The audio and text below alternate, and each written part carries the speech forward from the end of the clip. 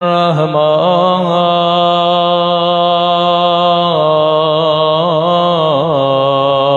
الرحيم الحمد لله رب العالمين الحمد لله كما هو أهله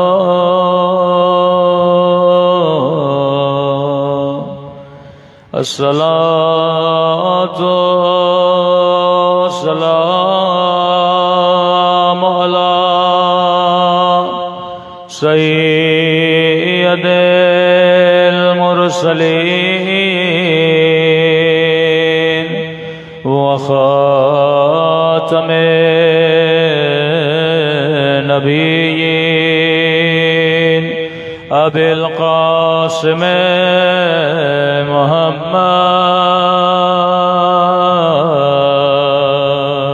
اللهم صل على محمد وعلى محمد وعلى آله الطيبين الطاهرين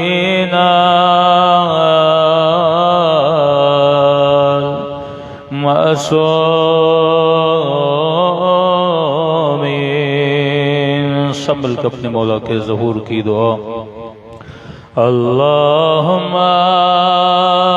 کل ولیک حجت ابن الحسن صلواتک علیہ وعلی آبائه فی هذه الساعة وفي كل ساعة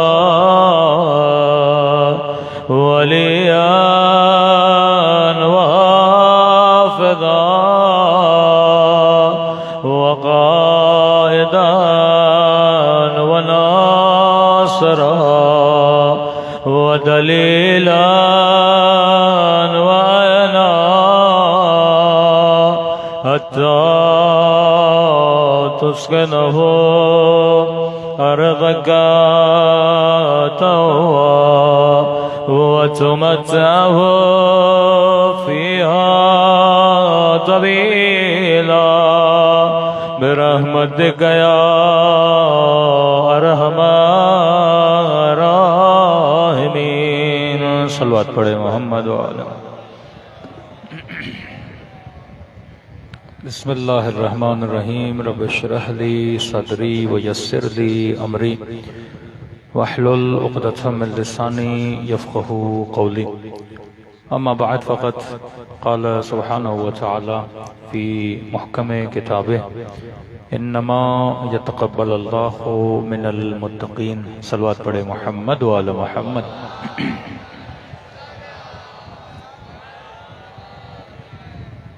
دعا ہے پروردگار عالم ہم سب کی عبادتوں کو اپنی بارگاہ میں قبول فرمائے اور جس مقصد زندگی کو لے کر اس فرش عزا پہ جمع ہوئے خدا ان مقاصد میں بھی ہم سب کو کامیابیاں نصیب فرما دے۔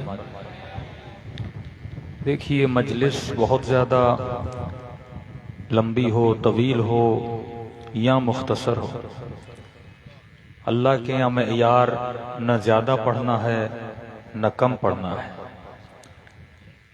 اگر 1 گھنٹے کی مجلس کا ایک لفظ بھی انسان کی ذات میں اثر کر جائے تو وہ ایک لفظ بھی کام کا ہے، لیکن اگر 10 گھنٹے کی مجلس کا ایک لفظ بھی میرے وجود پہ اثر نہ کرے تو اس مجلس کا میری ذات کے لیے کوئی فائدہ نہیں ہے۔ ایک مرتبہ سمندر کا پانی آپ کے سامنے ہوتا ہے لیکن پینے کے لائق نہیں ہوتا، ایک مرتبہ 3 گھونٹ پانی ہوتا ہے پر میٹھا ہوتا ہے، وہ انسان کی پیاس کو بجھانے کے لیے کافی ہوتا ہے۔ تو خدا عمل کی کثرت کو نہیں دیکھتا، انگلش میں کہتے ہیں خدا عمل کی کوانٹٹی کو نہیں دیکھتا، خدا عمل کی کوالٹی کو دیکھتا ہے۔ ہاں، ابھی ہم ایگریکلچر کا ماحول چل رہا ہے، لوگ زمینوں کے لیے کوئی ڈی اے پی کوئی یوریا اس چکر میں سارے لگے ہوئے ہیں، تو جب اصل لینے جاؤ گے تو وہ مہنگا ہے، نقل لینے جاؤ گے وہ کیا ہے؟ سستا ہے۔ اصل ہے تو مہنگا پر با اثر ہے، نقل ہے تو سستا لیکن اس میں کوئی اثر نہیں ہے۔ تو اگر با اثر ہو پر کم ہو اس سے آبادی ہوتی ہے، پر بے اثر ہو اور زیادہ ہو اس سے آبادی نہیں ہوتی۔ تو خدا کوانٹٹی کو نہیں دیکھتا، کوالٹی کو دیکھتا ہے کہ ایک بندہ دن رات سجدے پہ سجدے، سجدے پہ سجدے، سجدے پہ سجدے، اب وہ یہ سمجھ رہا ہے کہ خدا یہ دیکھے گا میں نے اتنی ساری نمازیں پڑھی ہیں۔ اللہ کہتا ہے 2 رکعت نماز پڑھے پر خلوص کے ساتھ پڑھے، اس بندے پہ جنت واجب ہو جاتی ہے۔ یا اللہ کی دربار میں کثرت نہیں دیکھی جاتی، وہ قلت جس میں خلوص ہے۔ اب وہ کثرت بھی اگر خلوص کے ساتھ ہو تو وہ قابل قبول ہے۔ اور جس معاشرے میں ابھی ہم رہ رہے ہیں، یہ معاشرہ دن بدن کوانٹٹی کی طرف جا رہا ہے، کوالٹی کی طرف نہیں ہے۔ دیکھا دیکھی، نفسا نفسی، جن مقاصد کے لیے کام کیے جاتے تھے، اب بندہ اس مقصد سے ہی بہت زیادہ دور چلا جائے۔ کہ میں اپنے ایک دوست کی مثال دیتا تھا کہ بیوی نے بولا کہ جاؤ ناشتے کے لیے چنے لے کر آؤ۔ اب یہ باہر نکلا ناشتے کے لیے، دوست اس کو راستے میں مل گئے، انہوں نے کہا فلاں درگاہ پہ جا رہے ہیں، زیارت کے لیے چلو گے؟ اس نے کہا ٹھیک ہے، اور زیارت پہ چلا گیا۔ شام تک بیوی انتظار کرتی رہی، یہ چنے لے کر کیوں نہیں آیا؟ اور اس سے پوچھا کہ چنے کہاں؟ اس نے کہا میں تو بھول گیا تھا، میں گھر سے نکلا کس مقصد کی وجہ سے تھا۔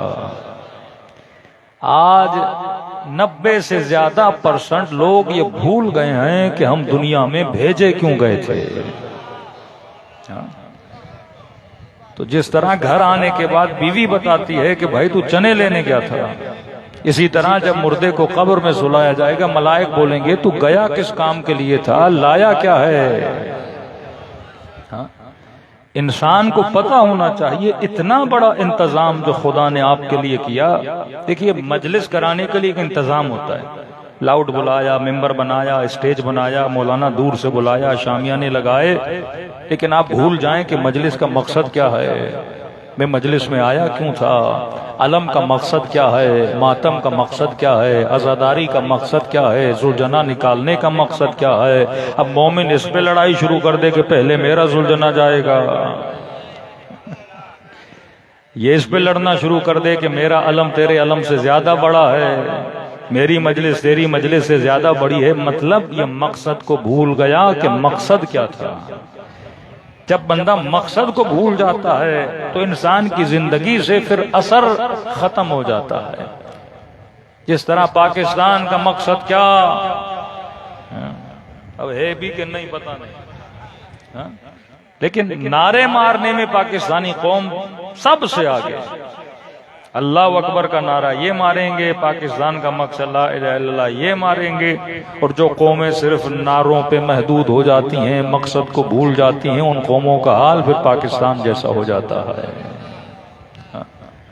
اصل بندہ زندگی کے مقصد کو یاد کرے۔ مجلس کا مقصد کیا ہے، ماتم کا مقصد کیا ہے، غم حسین کا مقصد کیا ہے، علی ولی اللہ کا مقصد کیا ہے، ولایت امیر المومنین کا مقصد کیا ہے، یہ پوری کائنات بنی اس کا مقصد کیا تھا۔ اللہ نے 2 لفظوں میں انسان کو اس کا مقصد بتا دیا، فرمایا زندگی میں جو بھی کرو تیری نیت تیرا مقصد بتائے گی۔ خلوص کب ہوتا ہے؟ جب بندے کی نیت اچھی ہو نا، تیری نیت بتائے گی کہ تیرا مقصد کیا ہے۔ اب جو بھی کرو نیت ہر کام کی ایک ہوتی ہے، نیت بدلی مقصد گیا، اور مقصد گیا تو عمل کیا ہو گیا؟ ضائع ہو گیا۔ اب نماز پڑھتا ہوں نیت کیا ہے؟ قربتن اللہ، مجلس کرا رہا ہوں قربتن اللہ، نیاز کرا رہا ہوں قربتن اللہ، ماتم کر رہا ہوں قربتن اللہ، گریہ کر رہا ہوں قربتن اللہ. تو زندگی کے ہر کام کا مقصد کیا ہے؟ قربتن اللہ. ترجمہ کیا ہے؟ تاکہ مجھے کیا ملے؟ اللہ کا قرب ملے. اب میں کہتا ہوں یہ عربی کا لفظ سندھی لوگوں کے لیے بڑا پیارا ہے. 2 رکعت نماز پڑھتا ہوں تاکہ اللہ کا کیا ملے؟ قرب ملے. اور جب قرب بڑھتا ہے تو خدا کا قرب بڑھتا ہے. سندھی میں قرب بولتے ہیں نا پیار کو، محبت. قرب خدا بڑھنے سے خدا کی محبت بڑھ جاتی ہے. اب بندہ مجلس کرائے، مجلس سنے، پر خدا کا قرب نہ ملے تو عمل سے مقصد پورا نہیں ہوا نا. بندہ گھر بنانا ہے رہنے کے لیے، سندھ میں اسکول بنتے ہیں، بچے پڑھنے آئے، پھر پتا چلتا ہے بھینسیں اور بکریاں بندھی ہوئی ہیں. تو اسکول بننے کا فائدہ فوت ہو گیا، پیسہ لگا وہ ضائع، اسکول بنا وہ ضائع. کیونکہ بکریوں کے لیے واڑے ہوتے ہیں، اسکول نہیں ہوتے. اسی طرح بندہ مجلس کرائے، بندہ ماتم کرے، بندہ عزاداری کرے، امام حسین پہ گریہ کرے، ارے مقصد کیا تھا؟ تاکہ تجھے کیا ملے؟ اللہ کا قرب ملے، خدا کے قریب ہو جاؤ، اللہ کی محبت بڑھے، اللہ کی معرفت بڑھے. یہ پوری کائنات بنی تاکہ تجھے قرب خدا ملے، محمد اور آل محمد بنے تاکہ تجھے قرب خدا ملے. اب بندہ ماتم کرے، مجلس کرے، عزاداری کرے، پر مصلی عبادت سے دور چلا جائے، قرب خدا ملا؟ نہیں ملا. اور اوپر سے یہ بولے شیعوں کی مجلس اور شیعوں کی نماز تو علی علی کرنا ہے. ہاں دیکھیے شریعت نے 5 چیزیں بتا دی، ہر مومن کو یاد رہے. اور ان 5 چیزوں پر کسی بھی فرقے کا مسلمان ہو عمل کرے گا نہ کرے گا، جزا اور سزا ایک ہی ہے. کچھ چیزیں واجب ہیں، واجب کا مطلب کرو گے تو جزا، نہ کرو گے تو سزا. حرام کا مطلب ہے نہ کرو گے تو جزا، کرو گے تو سزا. مکروہ کا مطلب ہے نہ کرو تو بہتر ہے. مستحب کا مطلب ہے کرو گے تو بہتر ہے، نہیں بھی کرو گے تو خدا اس کی وجہ سے تجھے جہنم میں نہیں بھیجے گا. مباح کا مطلب ہے کرو یا نہ کرو تیری مرضی. سائیڈ سے گزر رہے ہو، کوئی بندہ کیلے بیچ رہا ہے، کھانا مباح ہے، اب بندے کی مرضی کھائے یا نہ کھائے. روڈ سے گزر رہے ہو، مثلا چائنا چلے گئے اور وہاں پہ مثلا کتے کا گوشت مل رہا ہے، کا کھانا حرام ہے، کھاؤ گے تو گناہ ہے. اذان کی آواز آئی، مؤذن مسجد کی طرف بلا رہا ہے، جانا واجب ہے، نہ جاؤ گے تو کیا ملے گی؟ سزا ملے گی. اب یہ 5 چیزیں ہر مومن اور مسلم کے لیے ہیں. شریعت خدا، قانون خدا ہر کسی کے لیے. اب سوال یہ اگر یہ کروں گا تو کیا ہوگا؟ کرو گے تو قرب خدا ملے گا، اور حرام کو چھوڑو گے تو قرب خدا ملے گا، اور حرام کو پکڑو گے تو خدا سے کیا ہو جاؤ گے؟ دور ہو جاؤ گے. اور کیسے ممکن ہے جو خدا سے دور ہو اور وہ علی کے قریب ہو؟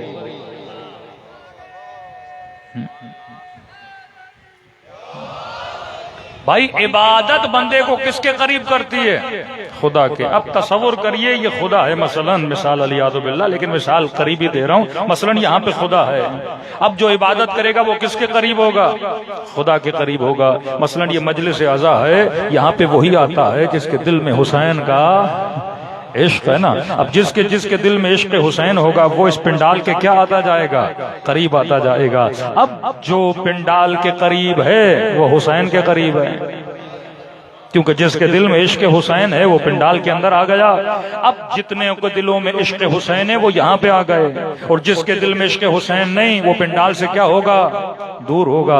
اب جس نے کثرت سے عبادت کی، کوئی زین العابدین بنا، کوئی امام المتقین بنا، کوئی امیر المؤمنین بنا، کوئی سید الشہداء بنا، کوئی والکاظمین الغیظ بنا، یہ سارے القابات مل گئے. کیونکہ اللہ کا کیا ناس حاصل تھا؟ قرب پروردگار عالم حاصل تھا. اب اگر کوئی بندہ عبادت نہ کرے وہ اللہ سے کیا ہے؟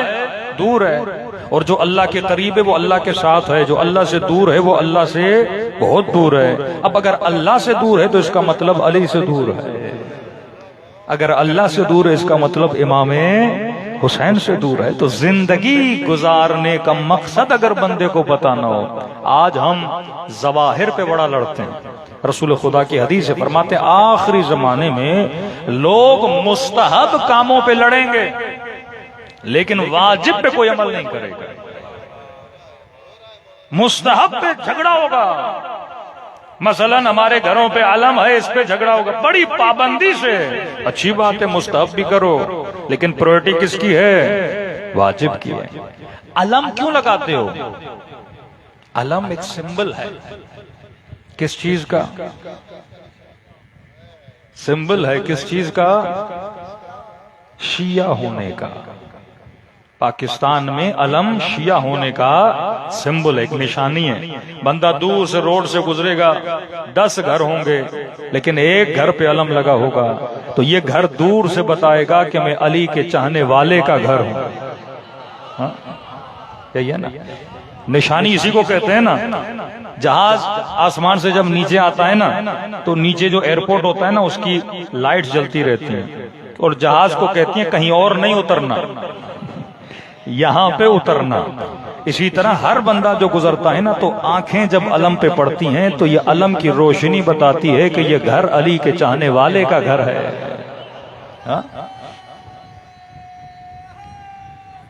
یاد علم سمبل ہے. اب کو یہ کہے کہ مولانا علم لگانا واجب ہے، نہیں واجب نہیں ہے، ایک نشانی ہے.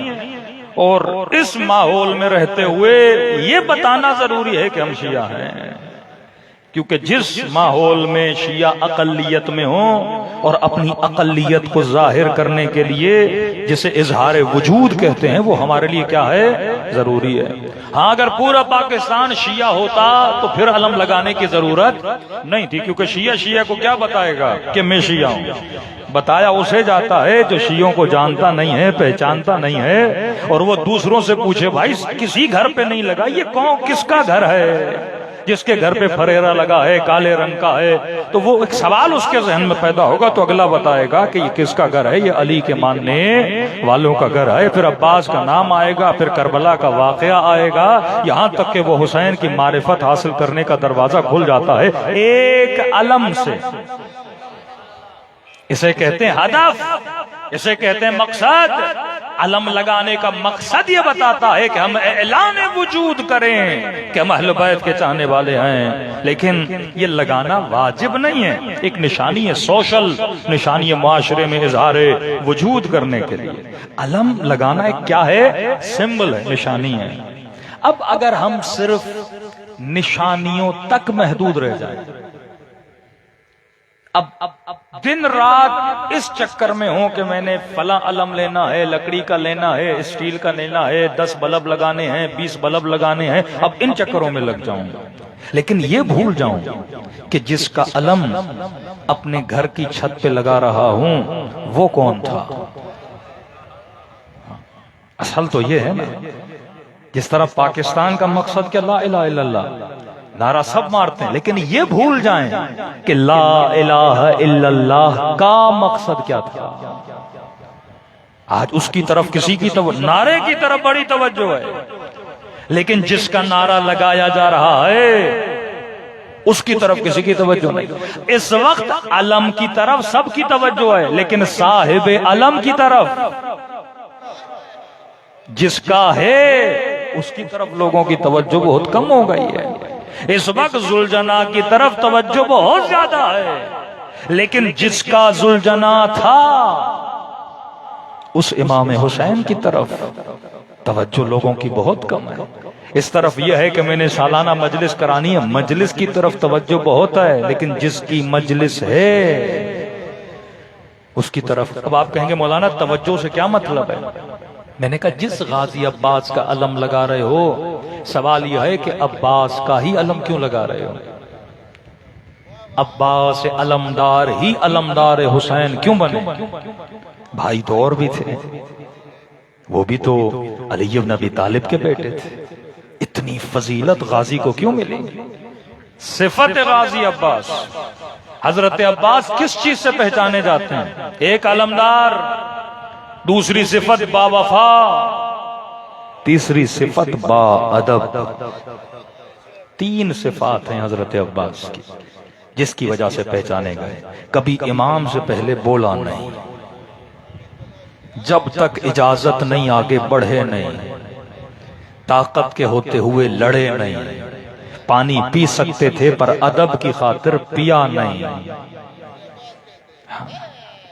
حالانکہ پیاسے کے سامنے پانی آئے، پانی پینا حرام ہے کیا؟ نہیں، شرعاً حرام نہیں ہے، لیکن ادب کی منزل میں حرام ہے کہ اگر میرا آقا پیاسا ہے تو میں پانی کیسے پیوں. ادب، وفا اور علمداری، یہ تین صفات ہیں حضرت عباس کی. اب جس غازی عباس کا علم جس مومن کے گھر کی چھت پہ لگا ہو، مطلب یہ با ادب کا علم ہے، با وفا کا علم ہے. اور اگر اس گھر کی چھت کے نیچے رہنے والوں کے وجود میں ادب نہ ہو، وفا نہ ہو، پھر یہ خالی کھوکھلا سمبل ہے. میں نے صرف یہ بتایا کہ یہ گھر اس کے چاہنے والے کا گھر ہے، لیکن اس علم کا جو ادب تھا کہ جس کا علم لگا رہے ہو، کم از کم اس چھت کے نیچے رہنے والے بیٹے کے دل میں باپ کا ادب تو ہونا چاہیے، ماں کا ادب تو ہونا چاہیے، اپنے مولا سے وفا تو ہونی چاہیے. آج وہ ادب کہاں ہے؟ بیوی شوہر کا ادب، شوہر بچوں کا، ماں باپ کا. کتنا ادب تھا حضرت عباس کے دل میں اپنے آقا امام زمانہ کا. مولا حسین حضرت عباس کے امام زمانہ ہے. تو سمبلزم آج اتنا بڑھ چکا ہے، ظواہر بہت آگے آ چکے ہیں. مومنین مجلس میں آتے، میں کہتا ہوں مجلس میں آنے کا مقصد کیا ہے؟ تاکہ تجھے کیا ملے؟ قرب پروردگار عالم ملے. اب یہ مجلس میں آئے لیکن نماز نہ پڑھے. میرے چھٹے امام کا فرمان ہے، فرماتے ان قبلت ما قبل سوا، اگر یہ قبول ہے تو اس کے علاوہ سب کچھ قبول ہے، اور اگر یہ قبول نہیں تو اس کے علاوہ کچھ بھی قبول نہیں ہے. لیکن آج ہمارا زور سب سے زیادہ کس چیز پہ ہوتا ہے؟ مستحبات پہ زیادہ ہے،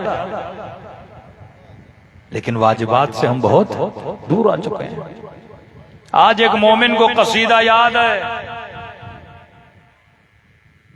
شعر و شاعری یاد ہے، نعرہ یاد ہے، صلوات یاد ہے، بہت اچھی بات ہے، لیکن اس مومن کو بولو نماز کیسے پڑھی جاتی ہے، سورہ حمد ہی نہیں آتی، تو اس قصیدے کا فائدہ کیا ہے؟ اس صلوات کا فائدہ کیا ہے؟ پہلے واجب پھر مستحب. یہ بالکل ایسے ہے آپ نے گھر بنایا، دیواریں بنا دی، چھت ہے ہی نہیں، تو دنیا کیا کہے گی؟ پاگل آدمی ہے. دروازہ لگا دیا، کھڑکیاں لگا دی، دیواریں کھڑی کر دی، لیکن چھت ہے ہی نہیں. بھائی سب سے پہلے بندے کیا بناتے ہیں؟ چھت بناتے ہیں تاکہ بارش آئے، بندہ بچے. معصوم فرماتے ہیں ان قبلت ما قبل سوا، اگر یہ قبول ہے تو اس کے بعد عزاداری بھی قبول ہے، ماتم بھی قبول ہے، اور امام حسین کی راہ میں گریہ کرنا بھی قبول ہے. لیکن اگر یہ قبول نہیں تو فرمایا کچھ بھی قبول نہیں ہے. یہ بالکل ایسے بندہ صبح سے شام تک نماز پڑھے پر بغیر وضو کے پڑھے، اور دوسرا وہ جو وضو کرے پھر سو جائے، پڑھے ہی نہ، تو دونوں کاموں کا فائدہ نہیں ہے. اب ہے بھی اتنی مشکل نہیں نماز، لیکن شیطان نے کتنا مشکل بنا دیا ہے. میں کہتا ہوں شیطان مجلس میں آنے دیتا ہے، زیارت پہ جانے دیتا ہے، ہر کام کرنے دیتا ہے، لیکن مصلی پہ نہیں آنے دیتا. تو کبھی تو سوچا کرو نا، وہ کسی جگہ سے روکتا نہیں، یہاں کیوں روکتا ہے؟ کبھی عقل تو لڑایا کرو نا. اور آپ کے انٹیریئر سندھ کا تو رواج ہی بڑا عجیب ہے، صبح سے خطیب شروع ہوتے ہیں شام تک، فلاں ذاکر فلاں ذاکر فلاں ذاکر فلاں ذاکر فلاں مولوی فلاں مولوی فلاں مولوی. بیٹھ بیٹھ کے لوگوں کے پاؤں اور ٹانگیں سن ہو جاتی ہیں. 8 9 گھنٹے کہتا بیٹھے رہو، کوئی بات نہیں، کیونکہ شیطان کو بھی پتا ہے اگر وہ قبول نہیں تو یہ قبول نہیں. وہ ہم سب سے زیادہ شاطر ہے. اذان کی آواز وہ کہتا ہے نہیں 17 منٹ تجھے نہیں جانے دوں گا، 8 گھنٹے تجھے بیٹھنے دوں گا. کیونکہ وہ جانتا ہے کہ اگر وہ عمل قبول ہو گیا تو اس کی مجلس بھی کیا ہے؟ قبول ہو جائے گی، عذاب بھی کیا ہے؟ قبول ہو جائے گی۔ قصیدے یاد ہیں، سب کچھ نعتیں یاد ہیں، لیکن بندے سے پوچھو نماز کیسے پڑھی جاتی ہے؟ تعجب یہ ہے کہ سورہ حمد نہیں آتی، تشہد نہیں آتا، اور جو نماز دین نے اتنی آسان قرار دی وہ بندے کو نہ آئے تو یہ مقام افسوس ہے۔ آج کسی جوان نسل کو یا 90s کی نسل کے ادھروٹ بندے کو اٹھاؤ، اسے 90s کے گانے بھی یاد ہیں، بعض تو ایسے ہیں کہتے مولانا نیا گانا آیا ہے مارکیٹ میں، وہ بھی یاد ہے، شاہ عبد اللطیف کے بیت بھی یاد ہیں، سب یاد ہے ایسے، لیکن بولو نماز کیسے پڑھی جاتی ہے پتہ ہی نہیں۔ حالانکہ نماز مشکل نہیں ہے، 3 چیزیں اگر آپ یاد کر لیں نماز آپ کی پوری ہے۔ ہاں بھائی، سورہ حمد یاد کر لیں۔ اب کوئی کہ مولانا مجھے پڑھنا نہیں آتا، میں کہتا ہوں موبائل تو ہر کسی کے پاس ہے، آواز ڈاؤن لوڈ کر لو، 7-8 مرتبہ سنو، یاد ہو جائے گا۔ 7 آیتیں ہیں سورہ حمد، بندہ بڑی آسانی سے یاد کر سکتے۔ ایک سورہ حمد یاد کر لو، دوسرا سورہ قل هو اللہ احد۔ چلو وہ مشکل لگتی ہے، پاکستان کے تھے، کیا نام تھا، مرحوم ہو گئے، ملک صاحب تھے نا، سورہ قل هو اللہ بار بار بھول جاتے تھے، ہاں رحمان ملک۔ تو اگر چلو ان کی طرح آپ کو قل هو اللہ بھی یاد نہیں ہو رہی، انا اعطینا یاد کر لو۔ ہاں بھائی، 3 آیتیں، انا اعطینا کل کوثر فصل لربک وانحر ان شانئک هو الابتر۔ ایک سورہ حمد، ایک قل هو اللہ، باقی ذکر رکوع اور ذکر سجدہ، ایک سبحان اللہ یاد کر لو، اور کچھ بھی نہیں۔ اب سبحان اللہ تو ذاکروں نے سکھائی لیا ہوگا، ہاں ہر بندہ کہتا ہے سبحان اللہ سبحان اللہ، تو یہ 3 سبحان اللہ رکوع میں جا کے اللہ کے لیے بولو۔ ذاکروں کے لیے بہت بولتے ہو نا سبحان اللہ، مولویوں کے لیے سبحان اللہ، اللہ کہتا ہے مجھے بھی تو بولو نا سبحان اللہ۔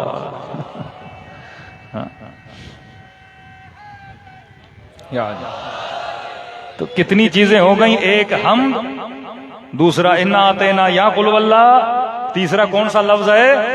سبحان اللہ، چوتھی چیز ہے تشہد، ہاں اشہد ان لا الہ الا اللہ وحدہ لا شریک لہ واشہد ان محمدا عبدہ ورسولہ۔ اللہم صلوات تو سب کو آتی ہے، اللہم صلی علی محمد وآل محمد۔ تشہد یاد کر لو۔ چلو کوئی بندہ بولتا ہے اتنا نکما، اتنا ڈھیڑ، اتنا سست ہے، کہتے ہیں 3 سلام بھی میرے لیے مشکل ہیں، تو کوئی بات نہیں، ایک چھوٹا سا سلام، السلام علیکم ورحمۃ اللہ وبرکاتہ۔ ہر مومن سے ملتا ہے السلام علیکم تو بولتا ہے نا، اس میں الف لام لگا لو، السلام علیکم ورحمۃ اللہ وبرکاتہ۔ تو 4 چیزیں اگر بندہ یاد کر لے، حمد، انا اعطینا، سبحان اللہ اور تشہد، صلوات پڑھنے کے بعد السلام علیکم ورحمۃ اللہ، نماز کیا ہو گئی؟ پوری ہو گئی۔ رکوع میں جائے 3 مرتبہ سبحان اللہ، سجدے میں 3 مرتبہ سبحان اللہ پڑھے، الحمد پڑھے، انا اعطینا پڑھے، تیسری چوتھی رکعت میں اگر وہ تسبیحات اربع نہیں تو کہتے ہیں الحمد بھی پڑھے تو بندہ تیسری چوتھی میں کافی ہے، آپ کی نماز پوری ہو جائے گی۔ اب اتنی آسان نماز ہے لیکن شیطان 10 گانے یاد کرواتا ہے، لیکن یہ 3-4 چیزیں، مطلب تو خدا کے قرب سے 4 چیزوں کے فاصلے سے دور ہے۔ اگر یہ 4 چیزیں آ جائیں بندہ خدا کے کتنا قریب ہو جائے۔ لیکن یہ بولے نہیں، شیعوں کی نماز تو علی علی کرنا ہے، ہماری کیسی نماز؟ ہم ماتم کریں تو نماز ہو گئے، ہم گریہ کریں تو نماز ہو گئی، ہم یا علی کہیں تو نماز ہو گئی۔ تو میں کہتا ہوں اے بندہ ناداں، جب علی کے لیے نماز کی معافی نہیں تو علی والے کے لیے نماز کی معافی کیسے ہے؟ بندہ اگر صاحب شعور ہو اور صاحب عقل ہو، جو جتنا خدا کے قریب ہوتا ہے اس پہ اتنی عبادت واجب ہو جاتی ہے۔ ہم پر کتنی نمازیں واجب ہیں؟ 5 دن کے ماننے والے ہیں اور 5 نمازیں واجب ہیں۔ رسول پہ کتنی واجب تھی؟ رسول پہ کتنی واجب تھی؟ یہ وہ 4، پتہ نہیں کون سی مائنس کر دیا۔ وہ مستحبات ہیں، سنتیں ہیں، رسول خدا پر نماز تہجد بھی واجب تھی. تو جو نبی خدا کے جتنا قریب ہے اتنی عبادت اس پہ واجب ہے. تو آپ بولتے ہو نا علی والے سب سے زیادہ خدا کے قریب ہیں، تو علی والوں پہ نماز بھی اتنی ہو ہی نہیں سکتا. بندہ قریب کیسے ہوگا؟ ایک بندہ کہہ رہا ہے میں نے کراچی جانا ہے اور یہ دعویٰ کرے میں تم سب سے پہلے پہنچوں گا، میں بھی کہوں میں پہلے پہنچوں گا، یہ بھی کہیں میں پہلے پہنچوں گا، اور بعد میں پتا چلے جو بڑا کہہ رہا تھا میں پہلے پہنچوں گا لیکن جا گدھے پہ رہا ہے. ہو ہی نہیں سکتا. جو بندہ گدھے پہ کراچی جانا چاہے کم از کم ہفتہ لگ جائے گا، جو گاڑی پہ جائے گا 6-7 گھنٹے لگ جائیں گے، جو جہاز سے جائے گا 1 گھنٹہ. فرمایا الصلاۃ معراج المومن، نماز مومن کا جہاز ہے.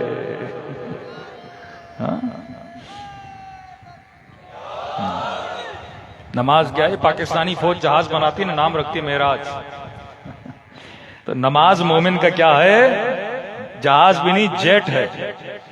جتنی جلدی بندے کو خدا تک پہنچا دیتا ہے. تو معصومین تجھے سواری دے رہے ہیں کہ اگر اللہ کا قرب نصیب کرانا ہے، خدا کی محبت جلدی دل میں لانی ہے، تو فرمایا بہترین ذریعہ استعینوا بالصبر والصلاۃ. خدا کہتا ہے مدد مانگو کس سے؟ صبر سے اور نماز سے، کیونکہ یہ مدد ہے خدا تک پہنچنے کا ذریعہ ہے.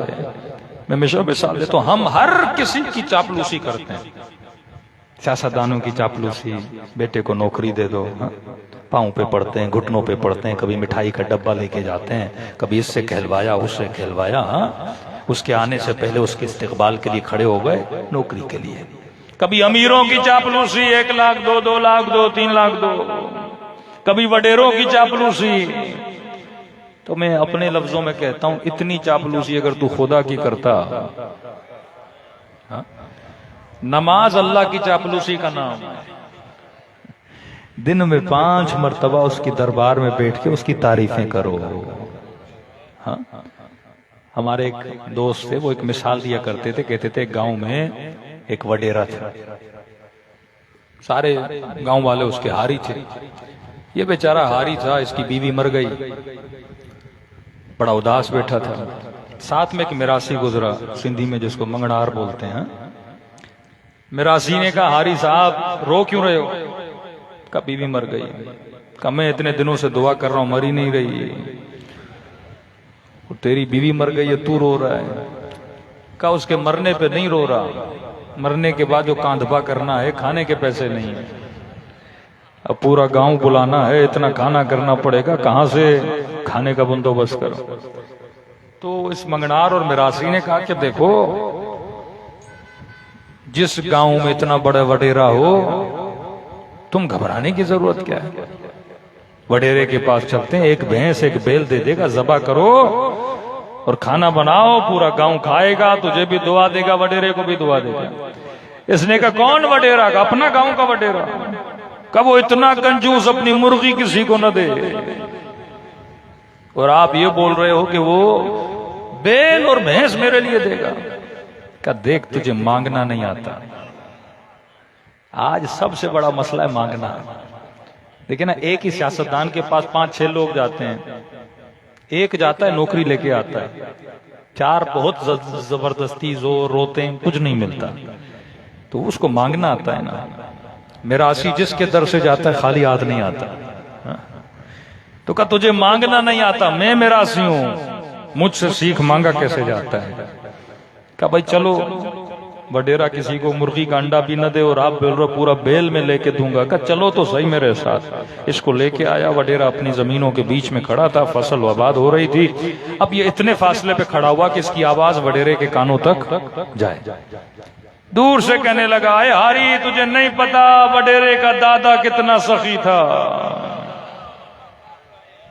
ہاں بھائی وڈیرے سن رہے، اب کان اس کے کھڑے ہو گئے.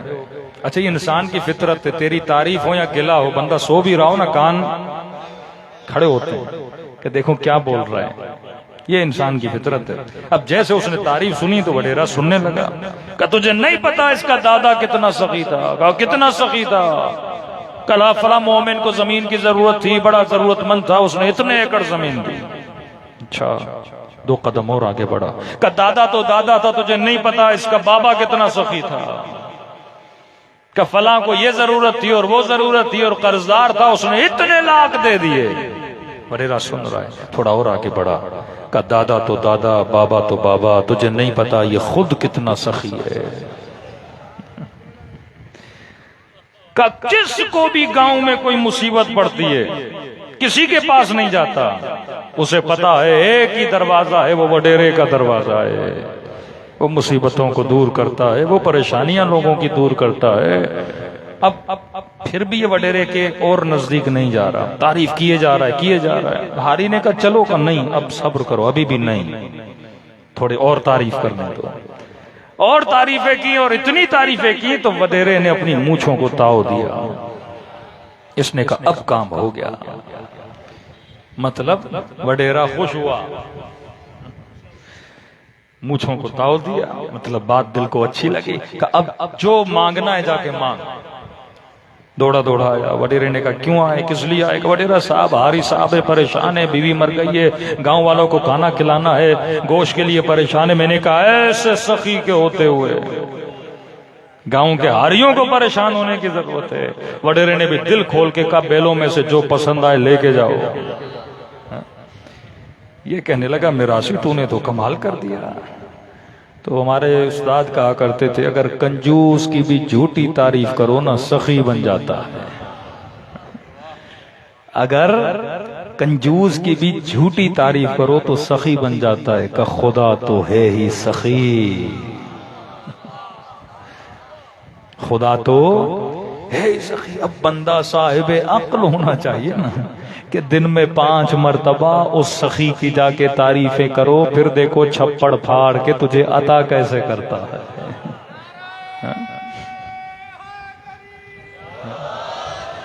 اللہ بھی تو دیکھے گا نا، یہ ہر ایرے غیرے کی تعریفیں کر رہا ہے لیکن رب کی تعریفیں نہیں کر رہا۔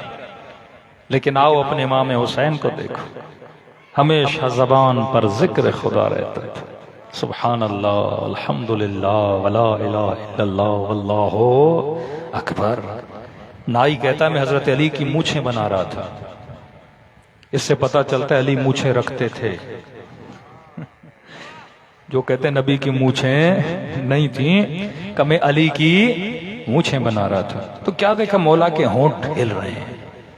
تو نائی کہتا ہے میں نے امیر المومنین کو کہا تھوڑی دیر کے لیے ہونٹ روکیے، مونچھیں سیٹ کر لوں۔ تو امام نے کہا علی ایک لمحے کے لیے بھی اپنی ہونٹوں کو ذکر خدا سے روکنا پسند نہیں کرتا۔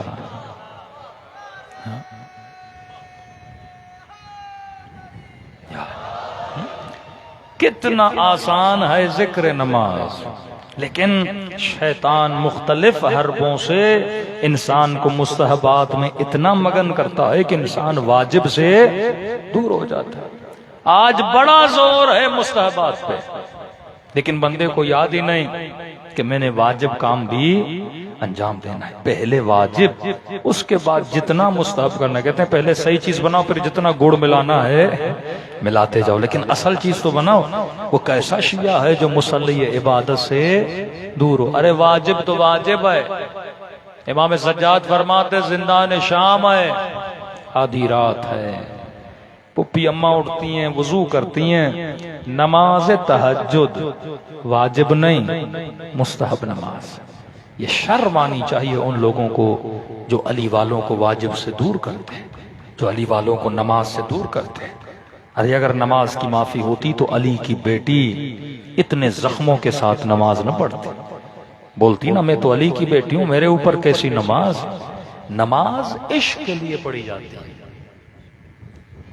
اب شاید اکثر لوگ یہ نہ سمجھیں کہ نماز کا مقصد، عبادت کا مقصد، مجلس کا مقصد قرب خدا۔ قرب خدا کا مطلب کیا ہے؟ ہم کائنات میں آئے تاکہ ہم عاشق خدا بنیں، اس کے علاوہ زندگی کا کوئی مقصد نہیں۔ عشق کرو خدا سے، اگر اللہ کے عاشق بنو گے تو عشق میں جو بھی کرو گے اس عمل کی کیا ہے؟ جزا ہے۔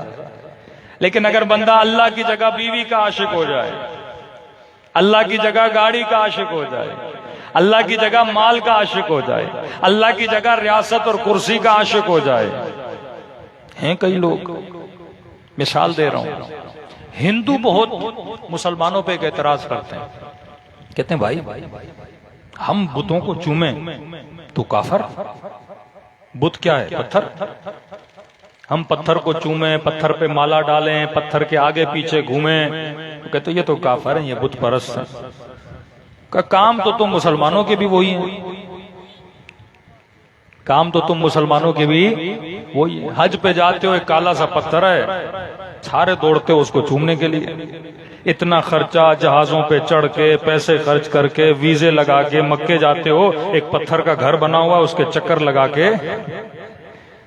حج کیا ہے؟ پتھر ہی پتھر ہے نا۔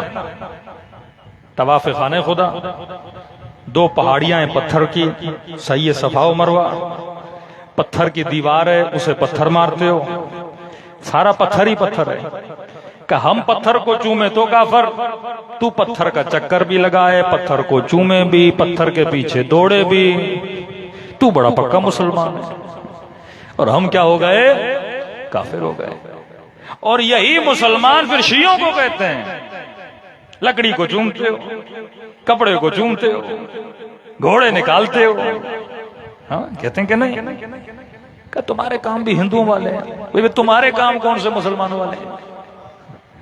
بات اگر پتھر کی ہے تو کعبہ پتھر کا، حجر اسود پتھر کا، صفا و مروہ پتھر کی پہاڑیاں، جس غار میں نبی بیٹھے وہ پتھر کا، جس پتھر کو کنکری مارو وہ پتھر کی، جو کنکری مار رہے ہو وہ بھی پتھر کی، کام تو ایک ہی ہے۔ اب پتھر چاہے ہندوستان کا ہو یا پتھر مکے کا ہو، پتھر تو پتھر ہے۔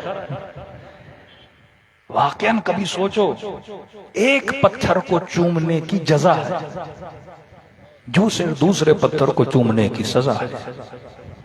ایک پتھر کا طواف کرو تو مومن، دوسرے پتھر کی مورتی بنا کے گھر میں رکھو تو کافر۔ پروردگارہ یہ کیا ماجرا ہے؟ تو خانہ خدا سے پتھروں کو نکال کے علی سے، علی کے ہاتھوں سے پتھروں کو توڑوا رہا ہے، دوسری طرف انہی مسلمانوں کو کہہ رہا ہے کہ پتھر کے بنے ہوئے گھر کا طواف کرو۔ بات تو ایک ہو گئی، معاملہ عشق کا ہے۔ اللہ پتھر کو نہیں دیکھ رہا، یہ دیکھ رہا ہے کس کے عشق میں تو پتھر کو چوم رہا ہے۔ معاملہ عشق کا ہے۔ کپڑا کپڑا ہے، لیکن جب کعبے کی دیوار پہ پڑھا، دیوار کس کی؟ خدا کی۔ جب اللہ سے عشق ہوا تو اس کی دیوار کو چومنا بھی عشق کی نشانی ہے، اس غلاف کو چومنا بھی عشق کی۔ لکڑی تو لکڑی کی ہے، لیکن عشق اگر حسین سے ہو، یہ نسبت ہے۔ تو دلوں کا قبلہ اگر خدا بن جائے، اہل بیت رسول، انبیاء کرامی، امام حسین اگر کربلا میں گئے، مقصد ایک تھا کہ امت کے دلوں میں عشق خدا کو اجاگر کیا جائے، وہ ہمیں اللہ کا عاشق بنانے کے لیے آئے۔ اب کیسے ممکن ہے کوئی عاشق علی ہو اور عاشق خدا نہ ہو، عاشق حسین اور عاشق خدا نہ ہو؟ یہ تو ربط ہی نہیں ہے، یہ تو کنیکشن ہی نہیں ہے، یہ تو بالکل ایسے تیرے ہاتھ میں موبائل ہے پر انٹرنیٹ نہیں ہے، تو کال کیسے لگے گی؟ عشق امام بندے کو عشق خدا تک پہنچاتا ہے۔ یعنی ہو نہیں سکتا کوئی بندہ عاشق حسین ہو پر عاشق نماز نہ ہو، کیونکہ حسین اور نماز جدا نہیں ہے، وہ معصوم ہے۔ وہ زندان شام میں بھی جائیں، مستحب نماز ہے تہجد۔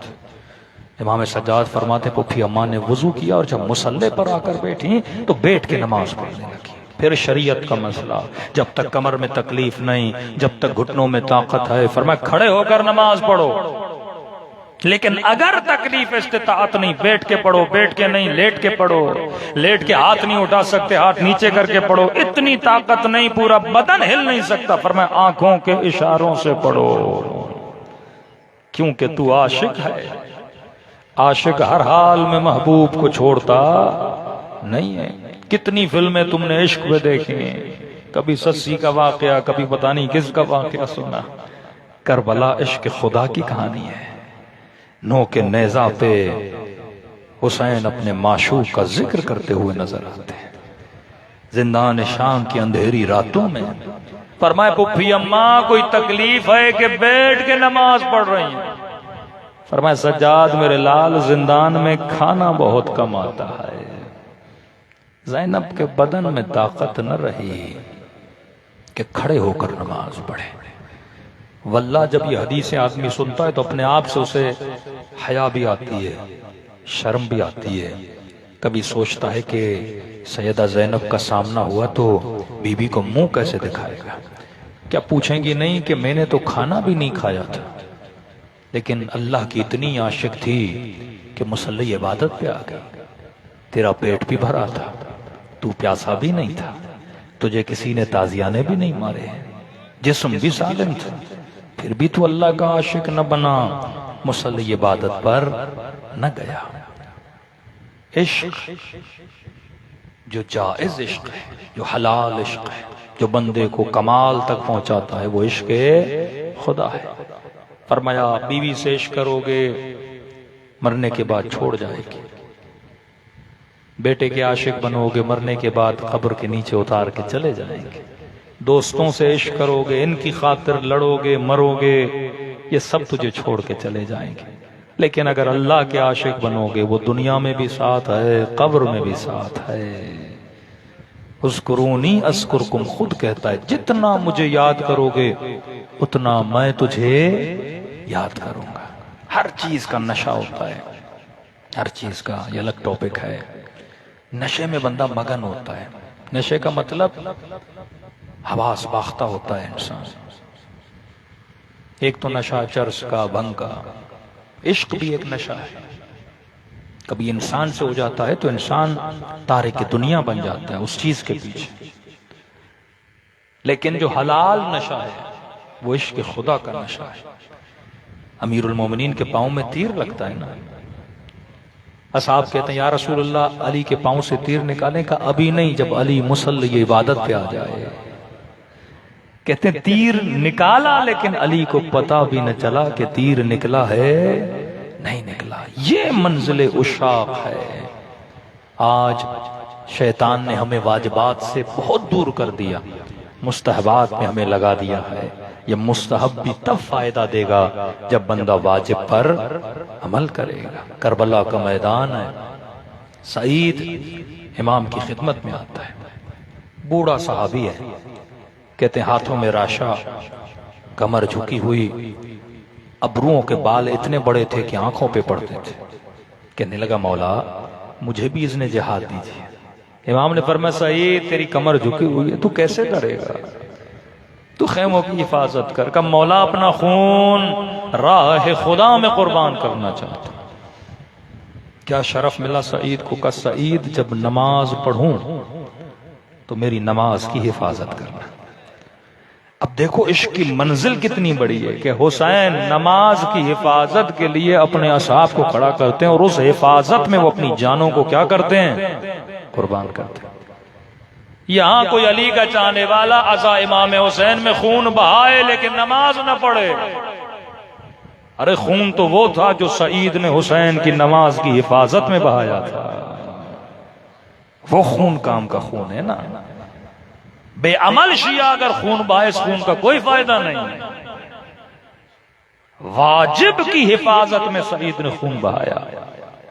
فرماتے ہیں جب کھڑا ہوا تو اس نے ابروؤں کو اوپر کر کے اپنے ماتھے پہ ایک رومال باندھا، ایک رومال سعید نے کس کے کمر میں باندھا، اور جب تیروں کی بارش ہوئی اس نے دونوں ہاتھ اپنے کمر پہ رکھے تاکہ کمر سیدھی رہے، ایک بھی تیر میرے حسین کو نہ لگ پائے۔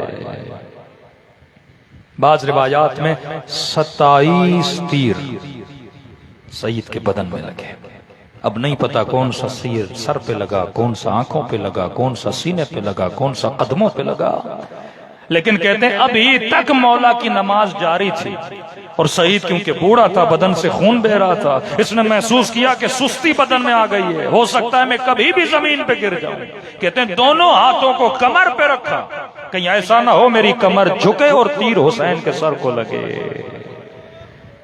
کہتے ہیں پھر مڑ کے دیکھ رہا ہے کہ نماز پوری ہوئی کہ نہیں ہوئی۔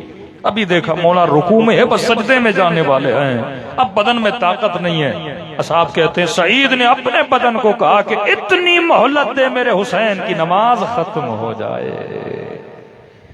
یہاں السلام علیکم ورحمت اللہ کہا میرے مولا نے، یہاں سعید زمین کربلا پہ گرا اور مولا نے اس کا سر دوڑے دوڑے اپنی گود میں لیا۔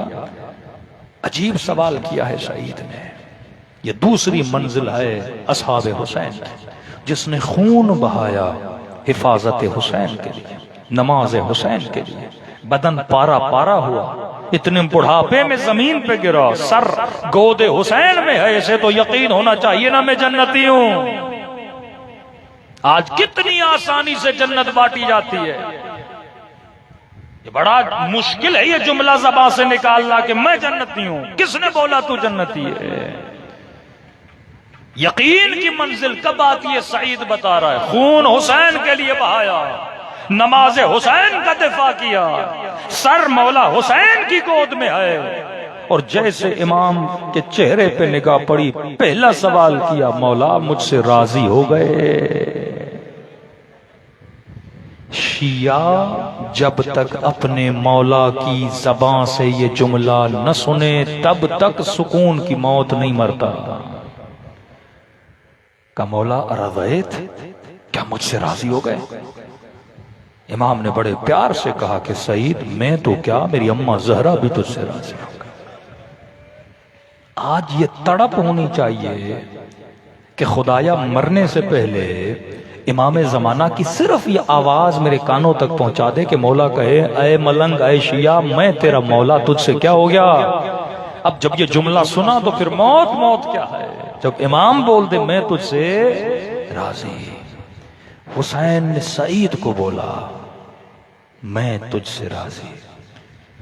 خدا نے حسین کو بولا یا ایھۃ النفس المطمئنہ ارجعی الی ربک راضیۃ مرضیہ۔ اے حسین تیرا خدا تجھ سے، مطلب امام بھی جب دنیا سے جاتا ہے تو وہ خدا کی صدا کا منتظر ہوتا ہے کہ خدا مجھے کہے کہ حسین میں تجھ سے کیا ہوا، راضی ہوا۔ یہ کوشش ائمہ تھی زندگی میں کہ رب کو راضی کریں، اور اللہ کے بندوں کی کوشش تھی کہ اس کی حجت کو راضی کریں، کیونکہ حجت راضی تو خدا راضی۔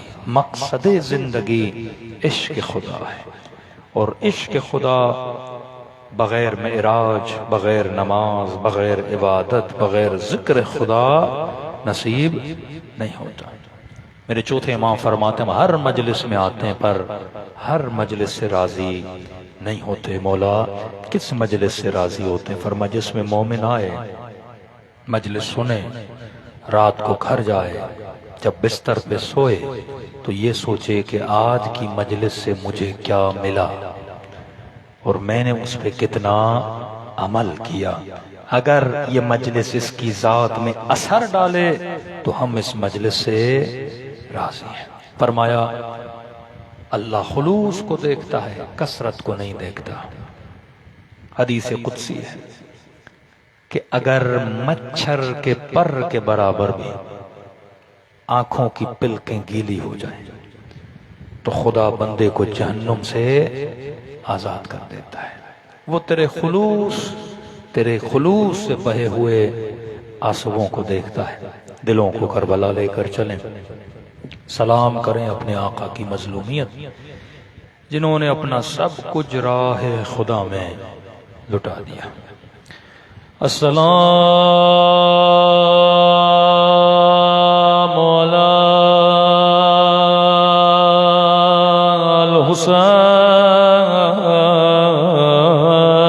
الحسین وعلی علی ابن الحسین، سب مل کے وعلی اولاد الحسین وعلی اصحاب،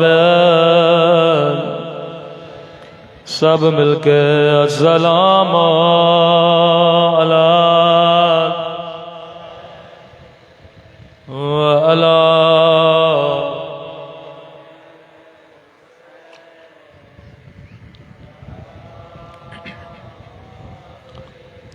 حسین وعلى أصحابه میرا سلام ہو زینب کی لٹی ہوئی چادر پہ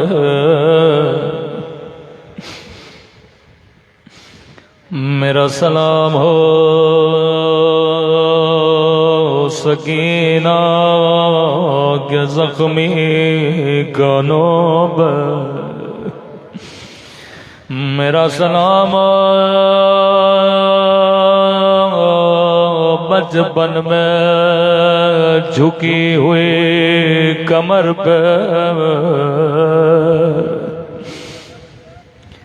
جب بابا کا کٹا ہوا سر سکینہ کی گود میں آیا رو کے کہنے لگی میرے غریب الوطن بابا او میرے 3 دن کے پیاس بابا بابا میں نے سنا تھا دادی کے بال جوانی میں سفید ہو گئے بابا ذرا آنکھیں کھولو ذرا میرے بالوں کو دیکھو بابا تیری سکینہ کے بال بچپن میں سفید ہو گئے آپ نے زندگی میں بڑے بڑے ذاکروں کے مصائب سنے ہوں گے لیکن علماء فرماتے ہیں اگر امام زمانہ کے ساتھ رونا چاہتے ہو تو رات کی اندھیری راتوں میں زیارت ناہیہ پڑھا کرو ناہیہ یعنی امام زمانہ کا نوحہ یہ کسی ذاکر کے مصائب نہیں یہ فرزند زہرا کے مصائب ہیں کہ زیارت ناہیہ میں فرماتے ہیں 3-4 جملے اور زحمت کو تمام کرو جب میرے مولا مصیبت کا ذکر کرتے ہیں نام نہیں بتاتے میں کس کی مصیبت پڑھ رہا ہوں مولا نشانی بتاتے ہیں تاکہ عزادار نشانی سن کے سمجھ جائے یہ کس بی بی کی مصیبت کا ذکر ہے فرمایا میرا سلام ان ننے سے رخساروں پہ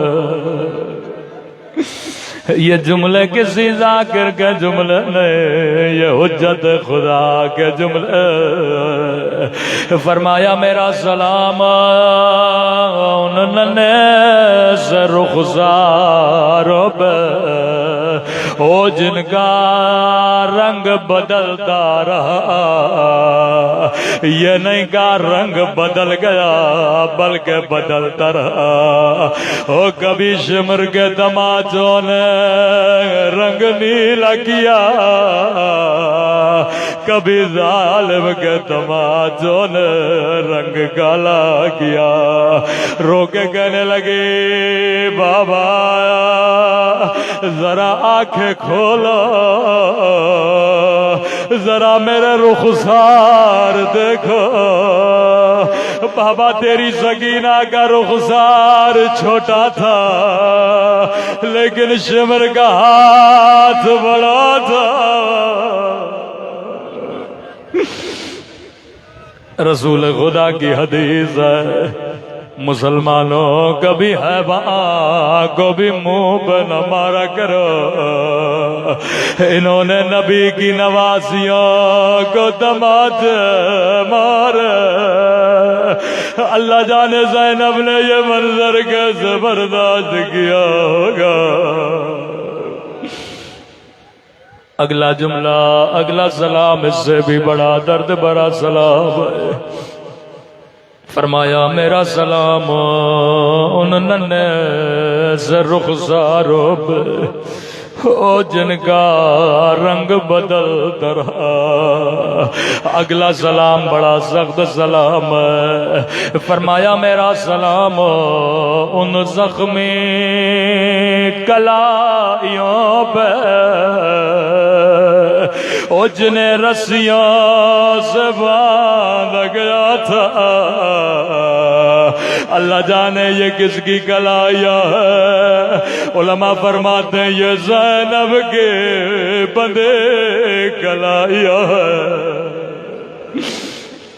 میں نے بڑا سوچا بی بی زینب کو تازیانے مارے گئے، بی بی زینب کو نوک نیزہ سے مارا گیا، لیکن امام زمانہ نے کلائیوں کو کیوں یاد کیا؟ اللہ جانے ان کلائیوں میں ایسی کیا خصوصیت ہے۔ مجھے کسی ذاکر نے کہا مولانا اس لیے سنو کہ ان کلائیوں کا راز کیا ہے۔ کہنے لگا 11 محرم کا او زینب اونٹ سے ایسے گرے جیسے عباس گھوڑے سے گرے تھے۔ شاید کوئی مومن کہے مولانا یہ کیا پڑھ رہے ہو؟ عباس کے تو بازو سلامت نہیں تھے، زینب کے تو بازو سلامت تھے، بھلا زینب غازی کی طرح کیسے گرے؟ یاد تو ہے غازی عباس کیسے گرے تھے، منہ کے بل زمین پہ آئے تھے کیونکہ بازو سلامت نہیں تھے۔ میں نے کہا مومن جواب میں نہیں دوں گا، امام زمانہ فرماتے ہیں میرا سلام ہو میری ان پھپھیوں پہ او جن کے ہاتھوں کو ان کی گردنوں سے باندھ گیا تھا، او زینب ایسے گرے جیسے عباس گرے تھے۔ میں قربان علی کے بیٹے کی مظلومیت پہ آخری سلام زحمت کو تمام کرو۔ یہ وہ سلام ہے جس پہ کربلا کا ہر اسیر رویا ہے، جس پہ آج تک امام زمانہ گریہ کر رہے ہیں۔ فرمایا میرا سلام ان زخمی ہونٹوں پہ۔ کس کے ہونٹ ہیں یہ؟ میرا سلام ان پھٹے ہوئے خشک ہونٹوں پہ۔ اللہ جانے یا علی اصغر کے ہونٹ یا علی اکبر کے ہونٹ۔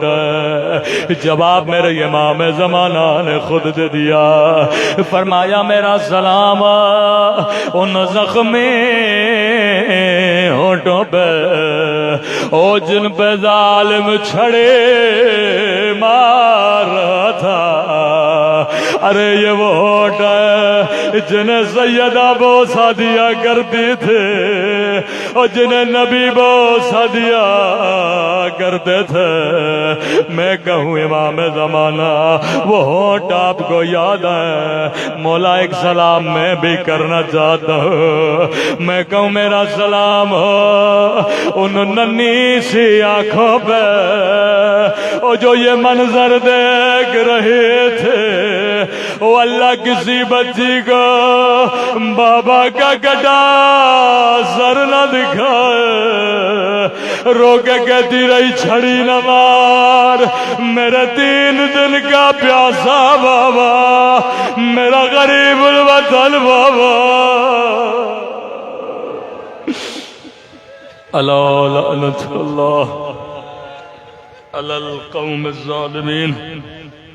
پروردگار تجھے سکینہ کی مظلومیت کا واسطہ، تجھے بچی کی یتیمی کا واسطہ، ہمارے مولا اور آقا امام زمانہ کا ظہور